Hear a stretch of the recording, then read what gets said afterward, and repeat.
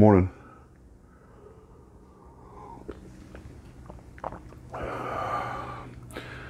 Oh, you know, I don't know how many of you guys have ever built model ships that had all the little finery that you don't know what the part is. I mean, I may know a lot about ships or a little bit about ships or toured a bunch of them, but I'm putting these things all over, especially like World War II era or modern warships, and I'm like, what is all this stuff?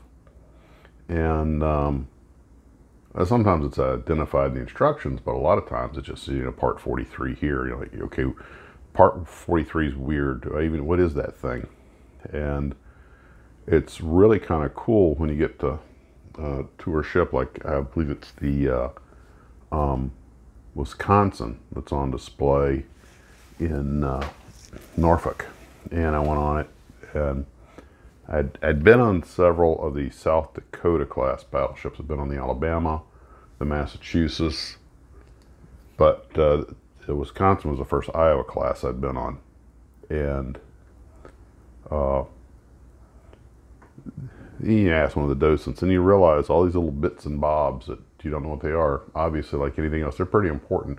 Or in the case of the battleship Massachusetts, you build the World War II version. It's got the catapults and the cranes for the observation aircraft, and then you go on the one that's in the museum, and none of that's there. It's a helipad because the ship was in service long enough to be modified. And you're like, oh, I wanted to see it in its World War II configuration. That's the model I built. This blows. Somebody call the ambulance. Wah, wah, wah, wah, wah, wah, wah. I'll bet most of us to some degree educated ourselves, probably no small amount, by building models. Between the stuff they would write on these little history blurbs they put on the instruction sheet, and on the box, and then the little bits, when it would identify the parts. And did you ever go to somebody, like you're a kid, and you built whatever, airplane, ship, whatever, and you didn't know what something, or a car, didn't know what something was, and you go to an adult, Mr. Smith was in the Navy back then, maybe he could tell you, oh, son, not there's where we used to dry store, ready rack ammunition or whatever. Or that's a capstan, that's used for winching this or winching that.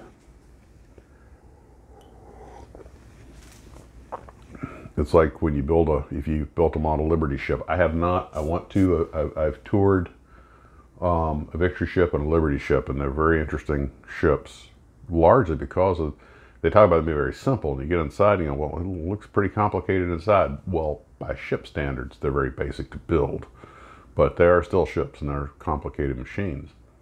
And so, there's the one in Tampa. There's a Victory ship in Tampa. That I believe it was the SS American Victory, if memory serves. I actually did a video about my visit there, just a photo montage, but I also did a comparison of the Victory ship to the Liberty ship in one of my older videos on my regular channel. Anyway,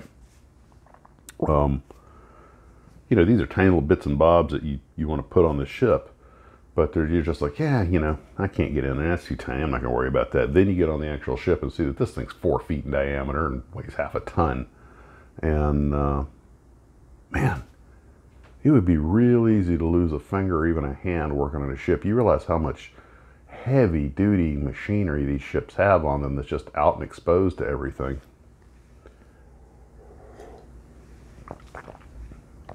But back to the models, when you build a model, to be honest with you, one of the things that kind of scares me away about building a model Liberty ship is that there's a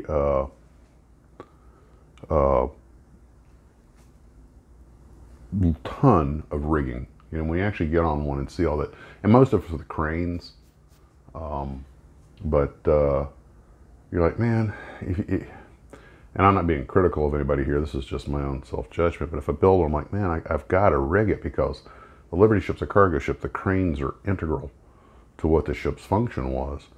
And if you don't rig the cranes and all that stuff they have on there, then you're really just kind of leaving out a fairly important part. But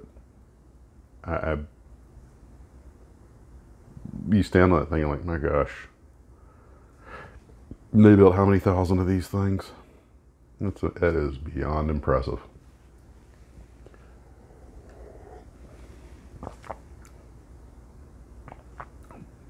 And it's true that to a certain extent, World War II was won in Detroit and in the shipyards, and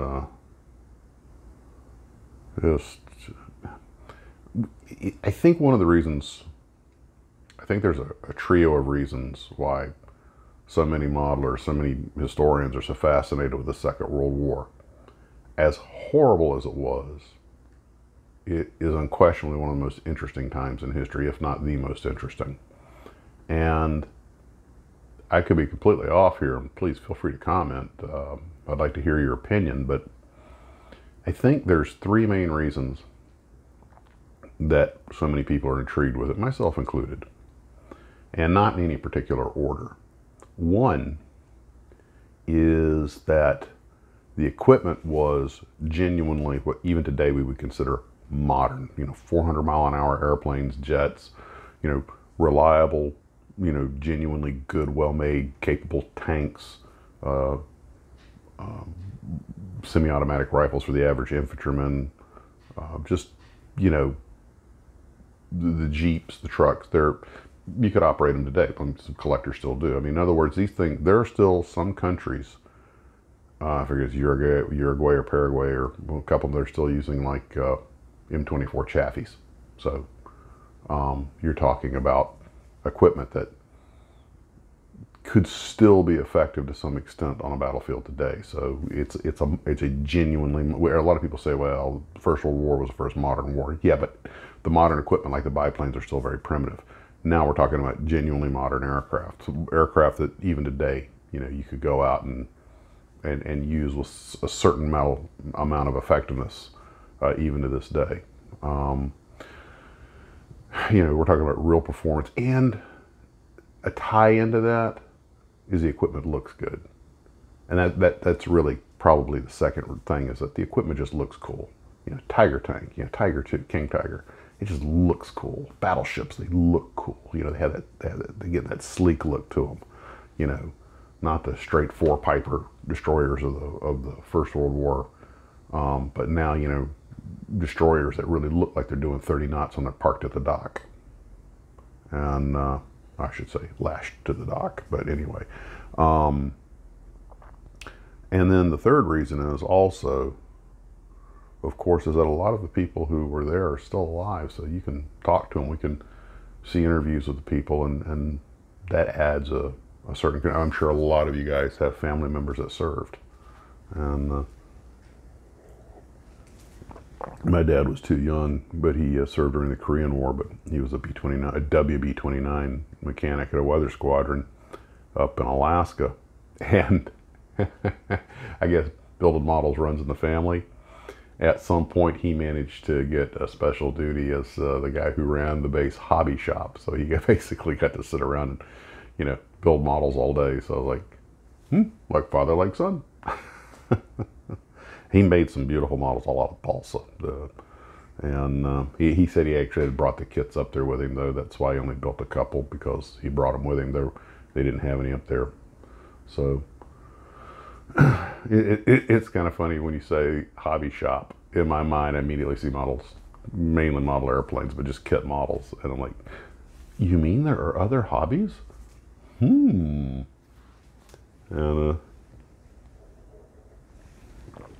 why? I do not understand this. You're saying hobbies, and then you're doing things that do not involve models. I do not think this means what you think this means. Well, this is going to be I got a video down there somewhere. I think I show a bunch of my dad and his friends kit models from when they were kids, and I'm pretty sure I put the handful of pictures up of his stuff he built when he was working a hobby shop. But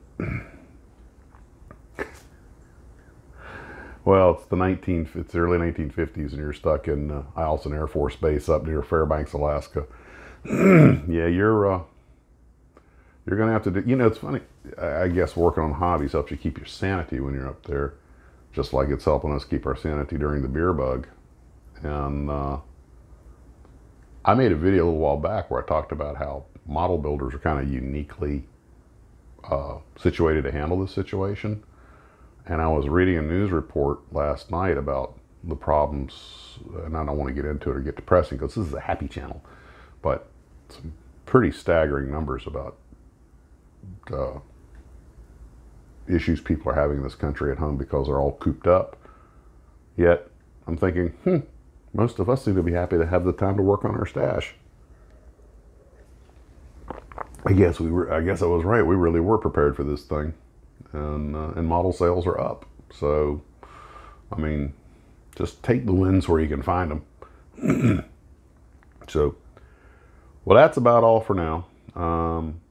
The family is coming over today, so I don't know if I'll get any more of these out before Monday, but maybe I will, maybe I won't. We'll see how the fates lie, but I do want to get some work done on the stagey coach. I want to get the horses painted.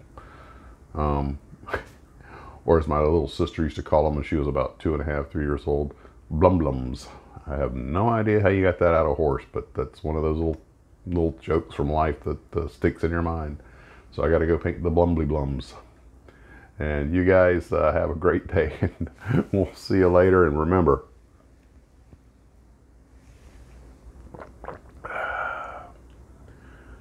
you have 2 goals in life: build models and survive another orbit around the sun. So until I hit the big 60th solar orbit, let's see, we got to come up for a better name than birthday, because you say, well, we're celebrating your birthday. Well, that's accurate. You're celebrating the date on which you were born. But to say today is my birthday, no, you only have one birthday. That's the day you're actually born. So let's see, Helios' sun. We could come up with solar orbit day, Helios circumnavigation day. We got to come up with something better than birthday, don't you think?